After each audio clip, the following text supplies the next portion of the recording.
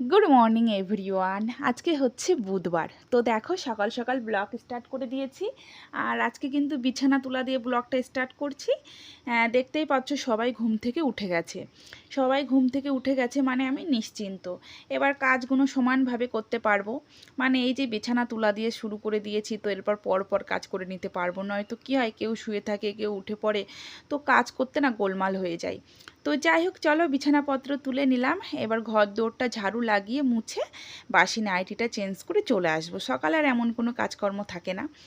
তো চলো, আর আজকে ভেবেছি একটু ইডলি বানাবো। অনেক দিন ধরেই ভাবছিলাম কিন্তু বানানোর টাইমই হয় না।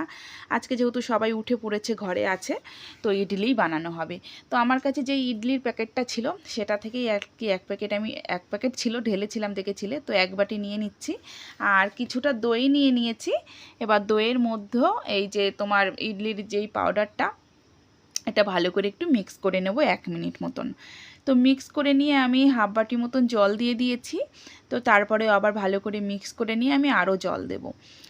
আর নারকেলের চাটনি বানাবো। নারকেলের চাটনি দিয়ে তো ইডলি তো সবাই খায়, জানোই খুবই ভালো লাগে খেতে। তো নারকেলের চাটনিটাও আমি শেয়ার করব তোমাদের সাথে। তো ওইদিকে ইডলির ব্যাটারটা আমি সেট করতে রেখে দিলাম 15-20 মিনিট। আর এইদিকে নারকেলের চাটনি বানিয়ে নিচ্ছি। নারকেলের চাটনির জন্য আমি একটু আদা, একটা কাঁচা লঙ্কা, কটা বাদাম আর নারকেলের টুকরো দিয়ে ভালো করে আমি মিক্সারে পেস্ট করে নিয়েছি। আর এইবার দেখো তড়কা বানিয়ে নিচ্ছি নারকেলের চাটনির জন্য। তো সর্ষে দিয়ে নিয়েছি আর 2টো শুকনো লঙ্কা দিয়ে দিয়েছি। তো তারপরে কিছুটা কারি পাতা দিয়ে দিলাম। দিয়ে ফড়ংটা ভালো করে ফুটে গেলে এই দেখো ফুটে গেছে। এবার আমি নারকেলের চাটনির মধ্যে ঢেলে দিচ্ছি। ব্যাস, তাহলে আমার নারকেলের চাটনির তড়কা একদম রেডি। তো দেখো, এই কারি পাতা কিন্তু অবশ্যই দিতে হবে, সবাই জানো কারি পাতা না দিলে নারকেলের চাটনির কোনো সেন্টই আসবে না। তো যাই হোক, একটু ভালো করে নাড়ি চাড়িয়ে দিয়ে আমি সাইডে রেখে দিলাম। আর ওইদিকে এই যে আমার ইডলির ব্যাটারটাও সেট হয়ে গেছে। এতক্ষণ 15-20 মিনিট রেখেছি, আধা ঘন্টা রাখলে আরও ভালো হয়। তো এই যে আমার ইডলির যেই বাসন ছিল একটু তেল ব্রাশ করে নিয়েছি। আর এখন দিয়ে দিচ্ছি, একটু ফাঁকা রাখছি, পুরোটা ভরে দিচ্ছি না, যেহেতু এটা একটু ফুলবে ওই কারণে। তো চলো, আর ওইদিকে গ্যাস ওভেনে আমি জল গরম করতে দিয়ে এসেছি ইডলিগুলো বসাবো বলে। এই যে জল একটু ভালোই ফুটে গেছে। আর এখন বসিয়ে দেবো। বসিয়ে দিয়ে ওই 20-25 মিনিট মতন ঢেকে রাখবো। আর যদি না হয় তাহলে আরও 10 মিনিট ঢেকে রাখতে হবে।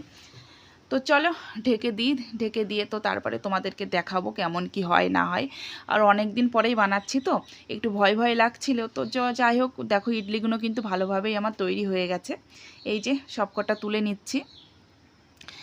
তো আর কি বলো তো, একটু এই চাকু দিয়ে খুচি তুলতে হয়েছিল। আগেরগুলো তো তুলে নিয়েছিলাম, ওই জন্য তোমাদের ফটফট করে দেখিয়ে দিয়েছি। তো এইভাবে চাকু দিয়ে কিন্তু খুচি আমাকে তুলতে হয়েছে। তো এই দেখো রেডি আমার সুন্দর ইডলি, সকালের খাবার। আর এই যে নারকেলের তোমার চাটনি, ওদেরকে কিন্তু সবাইকে দিয়ে দিয়েছি, ওদের সবারই খাওয়া হয়ে গেছে। তো আমার আর এক খোলাও বাকি ছিল জানো, তো লাস্টে করে বসিয়ে দিয়েছিলাম, কিছুটা ব্যাটার থেকে গিয়েছিল। তো যাই হোক, আর এখন আমি খাবো। দেখি কেমন লাগছে খেতে, ওরা তো বললো ভালোই হয়েছে। এবার আমি খেয়ে দেখব।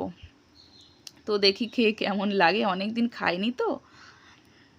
তো বিশ্বাস করো এত সুন্দর লাগছিল, হয়তো তখন আমি ভয়েসটা দিইনি তোমাদের সামনাসামনি। নারকেলের চাটনির জন্যই কিন্তু ইডলিটা বেশি ভালো লাগে খেতে। দারুণ হয়েছিল, বিশ্বাস করো দারুণ। তোমরাও বানিয়ে ফেলো ফটাফট। আর এটা একটা হেলদি খাবার বলতে পারো।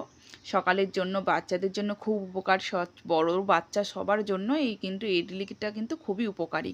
একটা হেলদি একটা ফুড বলতে পারো। তো বানিয়ে নিলাম আজকে, যেহেতু টাইম ছিল। সব দিন তো টাইম হয় না, দেখেছোই। কোনো দিনও সেই যে ভরে যাচ্ছে, কোনো দিনও ভরে আসছে।